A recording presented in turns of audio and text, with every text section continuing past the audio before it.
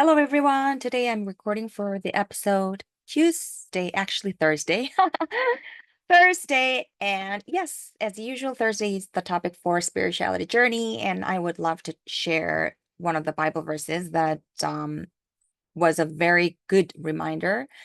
And it's from Proverbs chapter 6, verse 16 to 19. And it goes like this. These six things the Lord hates.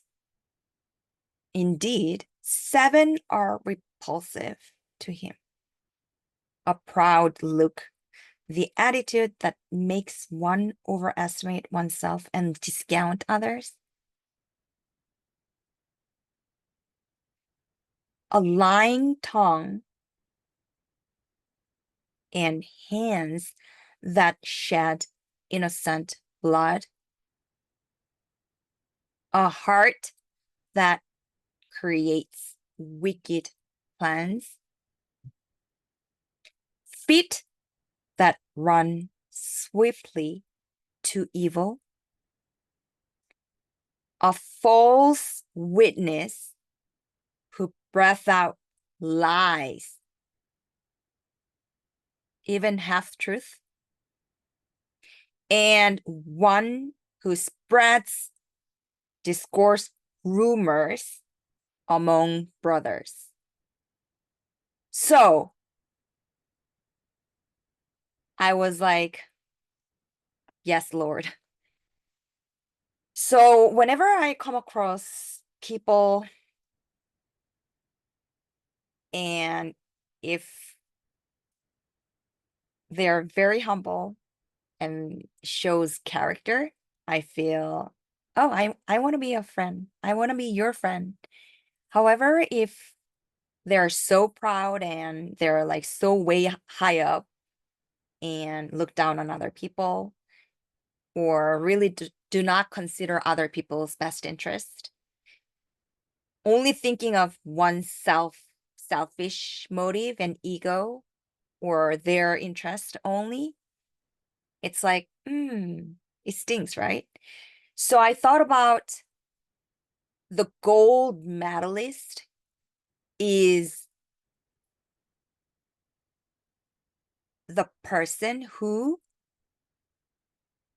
seeks other people's best interest, whereas silver medalist, I would describe mutual benefit. It's like matching, right? Your benefit and my benefit too. So gold medalist, they're like, okay, I value you above myself, so I cherish your best interest. So that's the gold medalist. Medalist. I thought about this the other day. Silver medalist is okay, mutually matching. So I offer this, so you in return, you give this. It's mutual benefit. That's silver medalist. And there's no medalist like the no reward and no award for those people only seeking his own interest, which is ego, which is self-centered, which is, you know, only me, those type of people. It doesn't matter how old they are. It's just the matter of their characteristic, their heart. So this actually made me think, wow, because who would like to work with or be surrounded by someone who is so proud, right?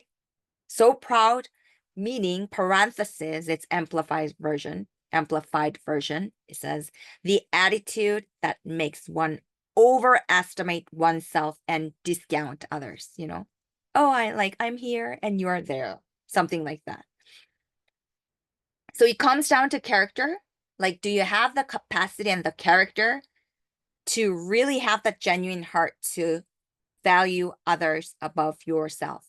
That comes down to attitude, that comes down to character, that comes down to humility.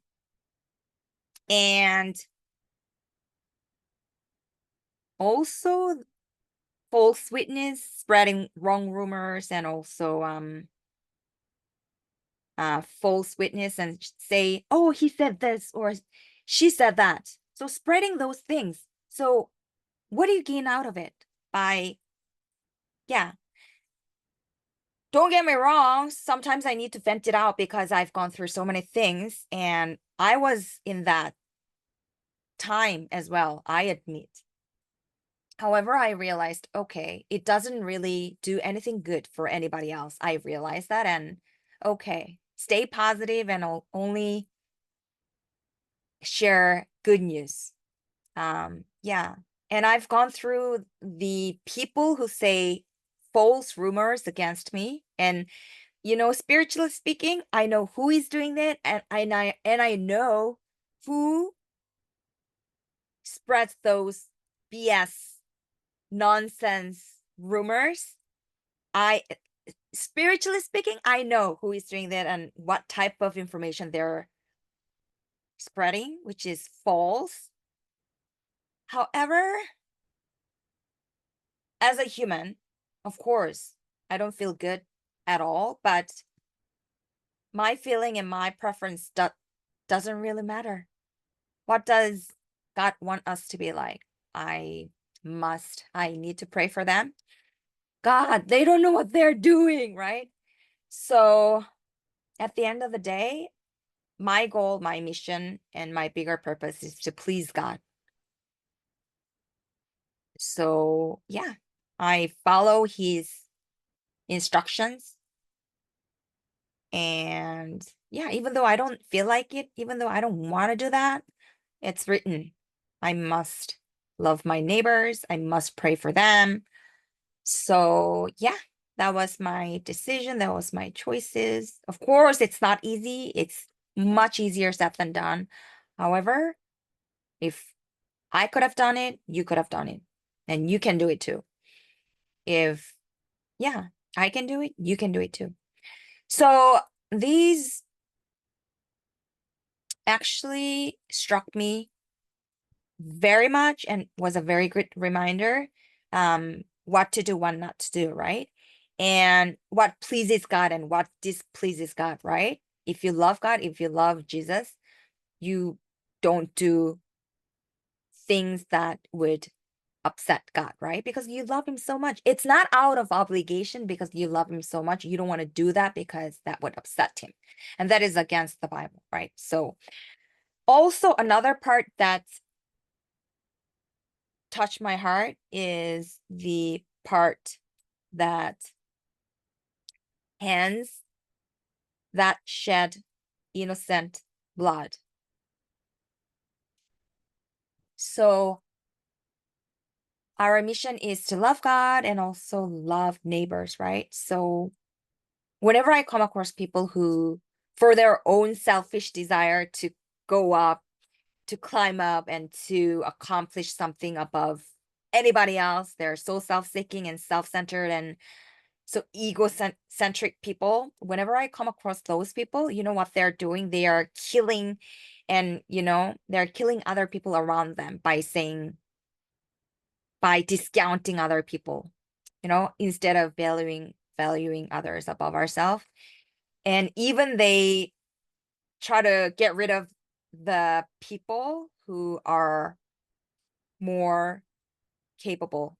So whenever I come across those people, that type of dominating type, and I must be that person, I'm like, okay, just keep the distance and acknowledge their style. And at the same time, wow, they don't know what they're doing seriously. If you are really shedding other innocent people,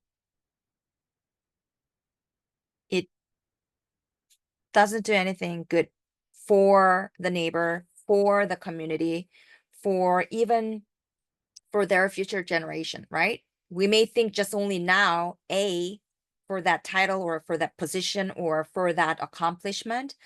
But at the end of the day, life is a marathon, not a sprinting, right? So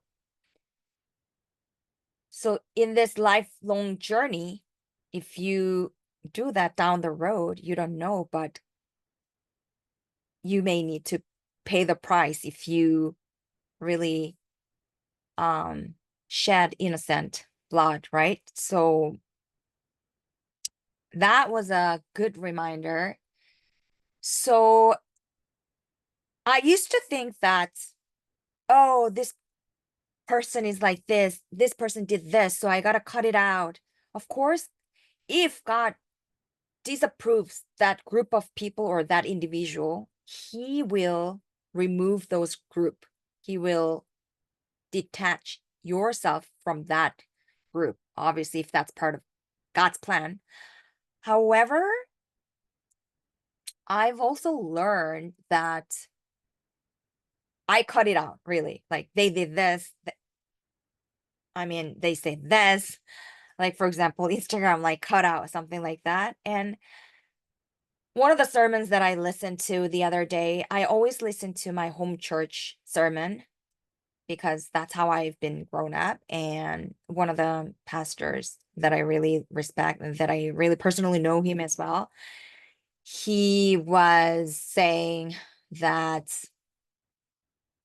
if you keep on cutting out all the people around you because they did this, they say this, they behave like this, then who can you work with? Who would be left?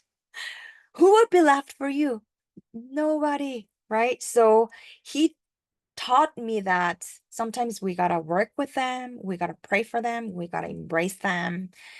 And just like Jesus did, he knew that Paul would deny him 3 times. However, Jesus didn't cut him out, even though he knew that, yeah,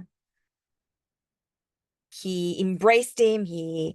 Um, even though he knew that he's gonna betray God, betray Christ. However, later on, Paul became his not most, but one of the top disciples, right, in the Bible. So I thought about that. I may be like that person too. I may be that person that's, you know, like Paul.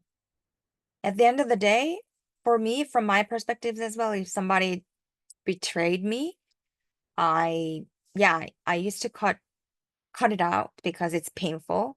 But God made me realize that if you're cut out every single people because they did this, that, then who's gonna be with you? Who's gonna be, yeah, with you? And the sermon that the pastor mentioned was, we still gotta, if it's part of God's will and purpose, we gotta work with them, not against them, and embrace them.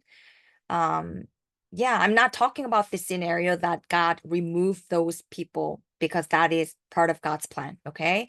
However, if it's part of God's plan and purpose that you need to work with them, then you gotta, I know you wanna be away from them. However, if it's part of God's purpose and plan, you gotta stay in that place with that people, with those type of people. So I encourage you to pray for them and discern whether it's God's purpose and plan. And if yes, that's good. If not, then you don't need to, because it's not part of God's plan, because God will, no matter what, he will remove those people from your area, even though it's your best friend, it's your closest neighbor.